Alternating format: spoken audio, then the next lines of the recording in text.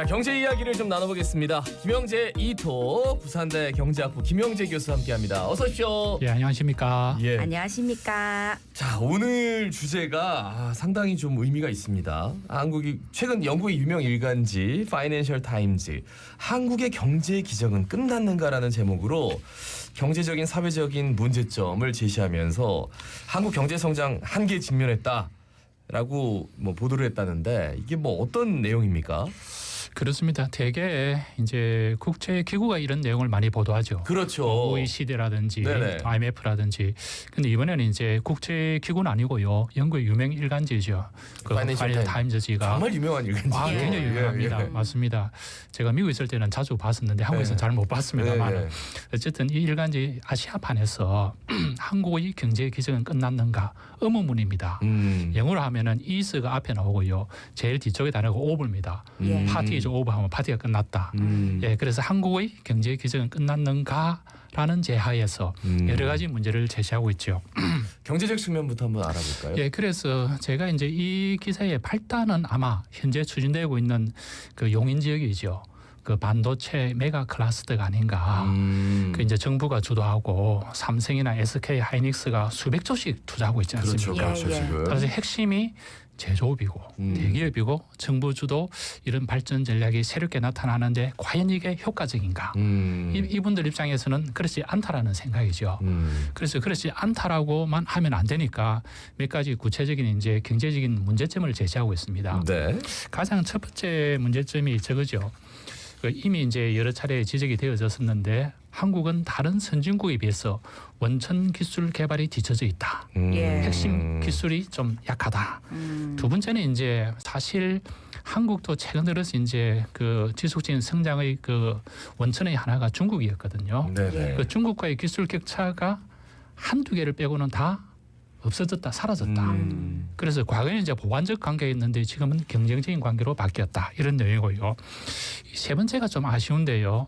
OECD 37개 국가 중에서 한국의 노동 생산성이 거의 꼴찌 그룹입니다. 32위로 이렇게 돼 있고요. 마지막은 우리가 다 알고 있는 가계부채 문제입니다. 이 가계부채가 한국의 지속적인 성장을 막을 수 있다. 이렇게 돼서 아마 2020년대에는 지금이 이제 지난해가 우리나라 경제 성장률이 1% 됩니다. 금년은 2% 초반이죠. 그렇죠. 그래서 이런 식으로 흘러가고 이게 지속되어진다면 30년대에는 0.몇 %가 되지 않을까. 이렇게 굉장히 우울한 전망을 하고 있습니다. 네네. 아, 근데 진짜로 틀린 말은 없고 이게 근데 이제 하루아침에 이게 나아지는 게 절대 아니기 맞습니다. 때문에 계속 고착화된 문제인데 방금 말씀하신 경제적인 측면과 함께 또 사회적인 문제점으로도 어떤 것들을 제시했는데 우리가 이미 경험하고 있는 것들이 많이 있지. 그렇습니다. 사실 들어보면 다 이미 알고 있는 내용들이죠. 예, 그래서 방금 말씀드린 경제적인 이슈와 더불어서 사회적인 현상까지도 언급하고 있는데 가장 중요한 게 그 저출산 문제입니다. 초고령화 문제고요. 그래서 최근에 보면은 각종 언론에서 이 출산율이 학계 출산율이라 그러죠. 1 이하, 이제 0.8 이하, 0.7 이하 계속 줄어듭니다. 그렇죠. 이런 문제 플러스 초고령화 문제 이게 가장 큰 그 문제고요. 두 번째는 사실 저도 이 문제를 여러 차례 이제 강조를 했는데 격차의 문제입니다. 예를 들어서 임금 격차가 여러 군데서 나타나고 있죠. 대기업과 중소기업. 따라서 이 문제 때문에 그 지역에 있는 우수한 청년들이 떠나가는 문제고요. 또 하나는 그 한국 사회에서 가장 고질적인 문제 중 하나가 정규직과 비정규직의 임금 격차의 문제. 이 문제도 굉장히 심각하지 않습니까? 왜냐하면 이런 격차의 문제는 결국 사회적인 갈등으로 이어지거든요. 이게 바로 지속적인 성장을 막고요. 또 하나는 잘 아시겠지만 수도권과 지방 간의 격차 문제. 경제력의 격차, 교육의 격차, 문화의 격차. 그다음 더 중요한 것은 이제 언론에서 지적했는데 사회 개혁의 문제입니다. 지금도 사실 의대 정원 문제가 굉장히 큰 갈등 문제 아닙니까? 교육 분야라든지 의료 분야라든지 또 무엇입니까? 연금 문제죠. 이런 사회 개혁을 해야 되는데 제대로 되지 않고 있다. 따라서 이렇게 볼 때 이번에 이제 이 지적은 그 어떻게 보면은 한국의 그 어떤 기적이 끝날 수도 있는데 이런 그 냉혹한 지적에 대해서 우리는 진짜 냉철하게 좀 받아들여야 되지 않을까 이런 생각이 듭니다. 그러니까요. 이게 양극화 문제가 지역과 수도권의 문제와 굉장히 좀 붙어 있는 것 같아요. 그렇죠. 왜냐하면 뭐 수도권에서 받는 임금이 여기보다 훨씬 더 많기 때문에 인구도 다 빨려 들어가는데 예. 여기는 이제 저출생 문제에 대해서 그냥 직격탄을 맞고 있고 그렇죠. 이미 초고령화가 됐고 맞습니다. 이게 다 연결돼 있습니다. 다. 예, 맞습니다. 이 사회적 복합적이죠. 문제가. 예. 예. 그 한국의 경제적 기적을 초래한 제조업과 대기업을 중심으로 한 국가 주도 성장 전략. 여기 한계에 직면했다라는 말씀을 일단 해주셨어요. 근거가 있겠죠? 예, 그래서 제가 좀 고민을 했습니다. 왜 이렇게 유명 일간지가 한국의 경제적 기적은 끝나고 있는가, 끝나고 있다라고 가정을 하고 이렇게 이제 제시를 하는 네, 것이죠. 네. 예. 그래서 제가 한번 그 세 가지를 제시해 보겠습니다.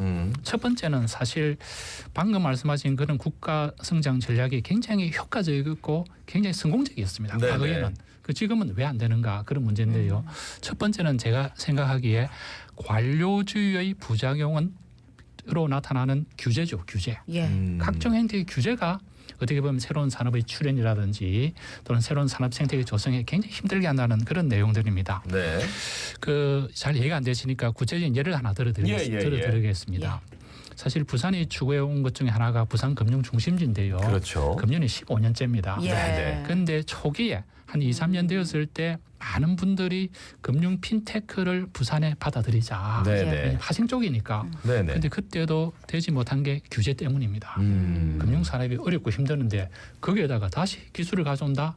힘들다 이거죠. 네네. 그래서 안 된 거죠. 근데 지금은 다 하고 있잖아요. 다 하고 있지 않습니까? 예, 뭐 일반적으로 예. 다 하고 있어가지고 이제는 이거는 뭐 레드오션이죠. 맞습니다. 예, 경쟁도 어마어마하고. 예, 그때 했었더라면 부산 금융 중심이 그렇죠. 새로운 예. 모습으로 탈바꿈하지 않는가. 음. 바로 이게 규제의 폐해죠. 네네. 이게 이제 제가 보건대는 관료주의의 부작용이 아닌가 이런 생각이고요. 두 번째는 또 생각해 볼 수 있는 게 공정거래 질서가 아직도 여전히 확립되지 않았다. 예. 특히 대기업과 중소기업 간의 문제. 굉장히 불합리하고 중소기업은 늘 손해를 보지 않습니까? 네네. 예, 이런 문제. 이런 중소기업, 대기업, 그다음에 이제 본기업하고 하층기업 또는 협력업체 간의 불공정한 거래 이런 것들이 여전히 이제 사실 보면은 지속적인 경제 성장을 가로막는 걸림돌로 작용하고 있고요. 네네. 저는 이제 세 번째가 더 중요할 수 있는데요. 이 발음이 사실 쉽지 않습니다. 왜냐하면 영어도 아니고 이제 프랑스에 왔는데 네. 앙트프리너십이죠. 그게 뭡니까? 앙트프리너십이 뭐 좀 약간 틀린데 기업가 혁신적인 기업가 정신이죠. 아. 예, 기업가 정신이 여전히 부족하다. 예를 들어서 소상공인 벤처 창업기업가가 유니콘 기업으로 성장할 수 있도록 네. 예. 그 기업가가 혁신적인 마인드가 있어야 되는데 그렇지. 이게 여전히 좀 부족하다는 것이죠. 근데 우리는 그러잖아요. 한 번 쓰러지면 못 일어나잖아요. 맞습니다. 그 혁신적인 기업가라는 게 사실 늘 얘기는 되지만 한 번 망가진 그 사람 평생 뭐 신용불량자로 살면서 그거 갚다가 이제 인생 끝나는. 그렇죠. 그래서 그런 마인드도 필요하고 조금 전에 말씀드린 규제 혁신도 필요하고 예. 이 두 개가 맞물려야 되는데 아마 그런 것들이 우리 한국 사회에 지속적인 어떤 문제로 남아 있기 때문에 이번에 영국 유명 일간지가 한국의 경제적 기적은 끝나지 않는가 예. 이런 제안을 한 거죠. 예, 얘기를 쭉 듣다 보니까 마음이 무거워지는데 네. 여기에 대해서 우리 정부의 반응은 어떻습니까? 이 파이낸셜 타임즈지가 지적한 성장의 한계를 극복할 수 있을까? 예. 결론적으로 예. 말씀드리면 불가능하지는 않지만은 예. 쉽지도 않다. 음. 이렇게 말씀을 드리겠습니다. 네. 그래서 불가능하지 않다는 것은 답이 있다는 뜻인데 예. 그 제가 답을 한 두 가지로 제시해 보겠습니다. 네네. 첫 번째는 명확한 인식의 전환이 좀 필요하지 않는가. 사실 2016년 그러니까 2000년 이후로 우리 사회가 빠르게 변화되고 있습니다. 네. 그중에 하나가 4차 산업혁명이죠. 네네. 지금 현재는 제가 느끼기에 뭐 경제 분야뿐만 아니라 일상생활의 거의 대부분 4차 산업혁명의 영향권에 있습니다. 네네. 예. 모바일 폰이고요. 예, 모바일 안 거. 그리고 주문할 때도 기어쓰고 주문해야 되고 말로 했다가는 잘 안 쳐다보지 않습니까? 쳐다볼 사람도 없고.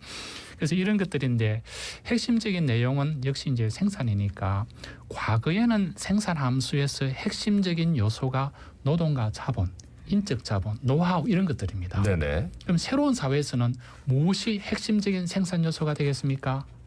아무래도 우리 김정은 앵커는 오늘 경제학을 잘 하시니까 알 수 있는데 가장 핵심적인 생산 요소는 데이터입니다. 아, 데이터. 이 데이터 지금 보십시오. 데이터가 모든 걸 지배하고 있고요. 네네. 두 번째는 정보입니다. 인포메이션, 정보고요. 예. 세 번째는 문화적인 요소입니다. 예, 문화적인 요소고요. 네 번째는 상상력입니다. 네네. 상상력. 그러니까 과거에는 노동과 자본, 인적 자본 이런 게 굉장히 중요한 생산의 요소였는데 이제는 그것보다는 더 데이터라든지 정보라든지 상상력이라든지 문화유사가 더 중요한 것이죠. 네네. 예. 이걸 인식을 해줘야 되는데 아직도 인식이 제대로 안 되고 있다는 것이죠. 네네. 그렇기 때문에 과거에 이 파이낸셜 타임즈에 볼 때 과거의 성장 전략을 그대로 이용하고 있더라 이런 것들이고요. 두 번째는 조금 전에 우리 김동훈 앵커님께서 반문하셨는데 한번 그 기업가가 이렇게 파산해버리면 네네. 복구가 안 된다. 이걸 바꿔줘야 됩니다. 예. 정책 패러다임의 변화가 있어야 되는데 지금 현재 보면은 조금 전에 핀테크도 말씀드렸었는데 대부분의 규제가 이래 돼 있습니다. 요것만 가능하고 나머지는 안 돼. 파지티브 시스템이죠. 그렇죠. 그걸 파지티브로 합니다. 네네. 요것을 네거티브로 바꿔줘야 되는데 안 되는 것 빼곤 다 돼. 그렇죠. 네네. 요거는 안 되고 나머지 다 돼. 네. 요게 제대로 안 됩니다. 음. 그래서 요걸 지금 현재 일부는 바꾸고 있는데 안 되고 있거든요. 네네. 요거하고 또 하나는 위험 감수를 하더라도 책임을 면책해 줄 수 있는 그런 걸 줘야 되는 것이죠. 예를 들어서 위험스러운 어떤 프로젝트 관료주의와도 연관이 돼 있네요. 그죠? 그래서 관료주의 부작용이라 그랬죠. 예. 그러니까 이것이 다소 위험하지만은 성공하면 대박이 되는데 네. 실패할 수도 있지 않습니까? 네네. 그럴 때 면책권을 좀 줘야 되죠. 음. 그래 해줘야 다소 도전적이고 맞습니다. 혁신적인 예. 프로젝트가 나오지 않겠습니까? 예. 그래서 요 두 가지가 저는 우리가 잘 극복한다면은 조금 전에 말씀드린 이런 성장의 한계를 예. 극복할 수 있고 지속 가능하지 않을까 생각이 듭니다. 그러게 말입니다. 참 어렵네요. 예. 예. 지금 더 어려운 게 이제 삼고라고 하죠. 고금리, 그렇습니다. 고환율, 고유가. 예. 이 물가 또 다시 오르고 있는데 예. 이 진짜 어려운 상황인데요. 지난번에 왜 그 원래 금리를 낮추면 물가가 금리를 올리면은 물가가 떨어져야 되는데 예. 이게 글로벌 공급망 문제 뭐 이런 얘기를 해주셔가지고 앞으로 어떻게 될까요? 그래서 지금 현재는 조금 전에 말씀하신 대로 물가가 다시 올라가는데 예. 예. 이게는 여러 가지 이제 복합적인 그 이유가 많이 있죠. 그럼에도 불구하고 가장 중요한 것은 이제 고환율, 그다음에 이제 고유가죠. 이 두 네네. 가지입니다. 예. 특히 이제 고환율, 고유가는 우리가 통제할 수 없는 것이죠. 네네네. 외부로 주어지는 것이죠. 특히 이제 최근에 보면은 달러가 거의 전 세계 대부분의 통화에 대해서 강세입니다. 미국도 힘듭니다. 네네. 제가 보건 데는 힘들거든요. 그렇겠죠.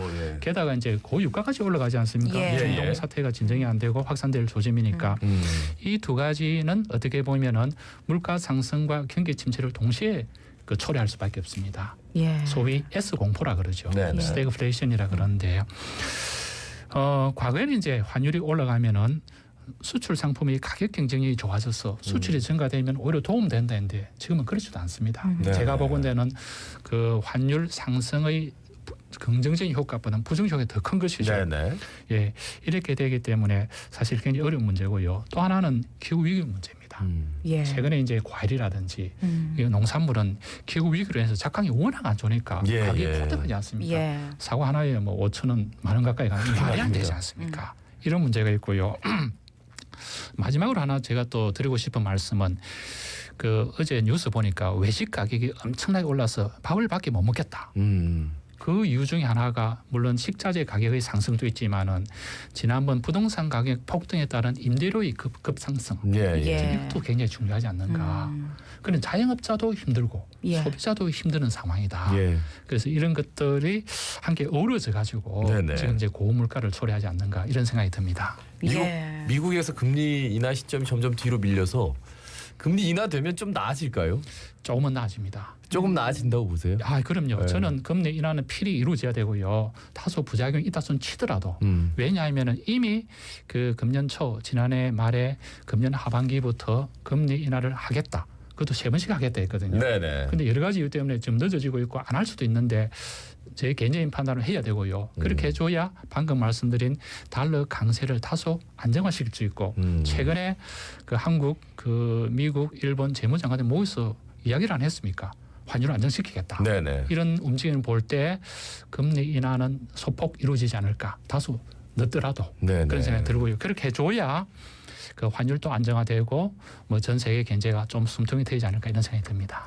미국이 계속 금리 인하 시점을 뒤로 미뤄서 되긴 되는데 이제 그 전에 이 과도기를 잘 버텨내야 되는데 지금 다 파산할 지경이어서 그냥 버텨야 되는 겁니까?